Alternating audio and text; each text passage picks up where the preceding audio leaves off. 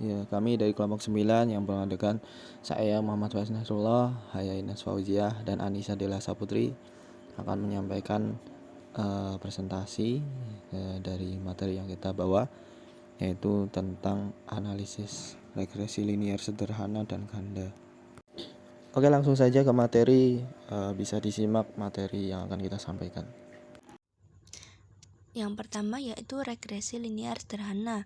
Regresi linier sederhana adalah sebuah metode dalam statistik yang digunakan untuk melihat hubungan di antara variabel, yakni variabel bebas dan terikat.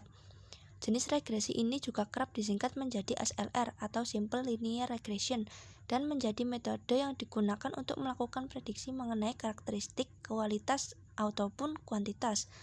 Data interval dan rasio merupakan skala data yang digunakan dalam metode statistik ini.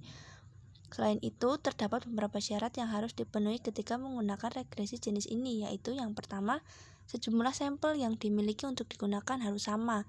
Yang kedua, hanya memiliki satu jumlah variabel bebas. Yang ketiga, nilai residual berdistribusi normal.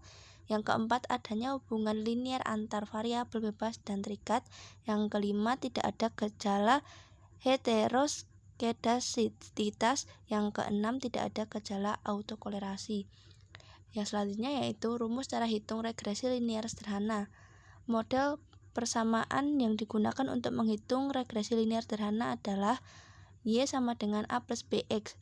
Keterangannya yaitu Y sama dengan variabel terikat atau variabel respon atau akibat. X sama dengan variabel bebas atau variabel prediktor atau faktor penyebab. A konstanta, B koefisien regresi besaran dari respon yang dihasilkan dari prediktor. Nilai A dan B bisa dihitung menggunakan rumus sebagai berikut. A sama dengan sigma Y dikali sigma X kuadrat dikurangi sigma X dikali sigma XY per N sigma X kuadrat dikurangi sigma X kuadrat. B sama dengan N sigma XY dikurangi sigma X kali sigma XY per N sigma X kuadrat dikurangi sigma X kuadrat. Dengan rumus tersebut, alat ukur statistik ini bisa digunakan untuk mengetahui seberapa kuat hubungan antar variabel. Yang selanjutnya yaitu langkah-langkah analisis regresi linier sederhana. Berikut langkah-langkah ketika melakukan analisis yang bisa dilakukan, yaitu yang pertama menentukan tujuan, yang kedua mengidentifikasi variabel bebas dan variabel terikat, yang ketiga mengumpulkan data, yang keempat menghitung X2, Y2, dan XY dan total masing-masingnya. Yang kelima menghitung A dan B menggunakan rumus yang sudah disebutkan di atas. Yang keenam membuat model persamaan. Yang ketujuh melakukan prediksi pada variabel bebas atau variabel terikat atau akibat atau dependen. Nah, selanjutnya uji analisis regresi linier sederhana. Di sini ada uji analisis homogenitas varian, impendensi observasi, dan normalitas. Dalam proses pengujiannya, regresi linier sederhana adalah uji parametrik yang mana prosesnya adalah membuat asumsi mengenai data. Selanjutnya homogenitas varian. Homogenitas varian adalah ukuran kesalahan yang ada dalam prediksi yang tidak pernah berubah dengan signifikan pada semua nilai variabel bebas. Lalu impendensi observasi. Impendensi observasi merupakan observasi dalam data yang dikumpulkan dengan metode pengambilan sampel yang secara statistik valid dan tidak memiliki hubungan tersembunyi di antara observasi lain. Lalu yang terakhir normalitas. Normalitas adalah merupakan data yang mengikuti aturan distribusi normal. Materi selanjutnya adalah regresi linier berganda. Regresi linier berganda merupakan model regresi yang variabel terikatnya berskala rasio seperti kuantitatif atau numerik dan data interval. Pada hakikatnya, regresi jenis ini digunakan untuk mengestimasi hubungan antara dua variabel independen atau lebih dengan satu variabel dependen. Umumnya bisa juga dikatakan regresi dengan beberapa variabel bebas dan satu variabel terikat. Menurut Umi Rahmawati 2008, regresi linear berganda merupakan satu analisis di mana digunakan secara bersamaan untuk mengikuti pengaruh dari dua atau lebih variabel bebas pada satu variabel. Metode ini digunakan untuk memprediksi nilai variabel dependen berdasarkan nilai-nilai variabel independen yang diberikan. Selanjutnya adalah rumus cara hitung regresi linear berganda.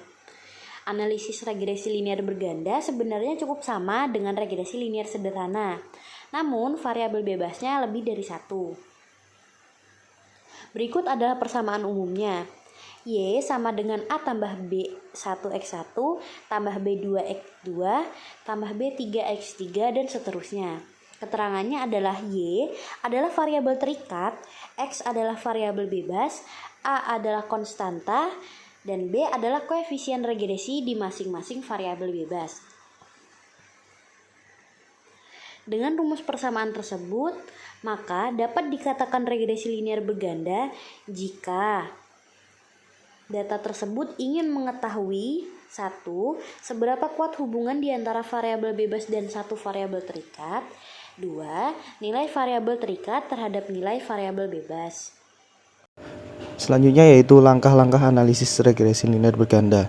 Berikut langkah-langkah yang pertama adalah kumpulkan data yang relevan untuk variabel dependen dan independen.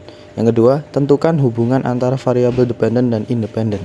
Ketiga, buat model regresi linear berganda dengan mengidentifikasi variabel independen yang paling berpengaruh terhadap variabel dependen. Keempat, estimasikan koefisiensi regresi menggunakan metode kuadrat kecil. 5. Uji signifikansi koefisien regresi untuk menentukan apakah variabel independen secara signifikan mempengaruhi variabel dependen. Keenam, evaluasi kecocokan model regresi dengan menggunakan metode seperti R-squared, adjust, R-squared, dan analisis residual. Yang ketujuh, gunakan model regresi linear berganda yang telah dibuat untuk memprediksi nilai variabel independen berdasarkan nilai variabel independen yang baru. Selanjutnya, uji analisis regresi linear berganda. Pengujian yang dilakukan dengan regresi linear berganda membuat semua asumsi yang sama dengan jenis sederhana. Yang pertama ada homogenitas varian. Ukuran kesalahan di dalam prediksi tidak berubah dengan signifikan di seluruh nilai variabel independen. Kedua ada independensi observasi. Observasi yang ada dalam kumpulan data akan terus dikumpulkan dengan metode yang secara statistik valid dan di antara variabel tidak ada hubungan tersembunyi. Dari penjelasan yang sudah dijelaskan, perlu diketahui bahwa regresi jenis ini memiliki kemungkinan beberapa variabel independen berkolerasi dengan satu dengan yang lainnya. Oleh karena itu, penting memeriksa hal ini terlebih dahulu sebelum mengembangkan mode regresi. Jika ada dua variabel berkolerasi terlalu tinggi, maka cukup hanya satu variabel yang digunakan pada model regresi.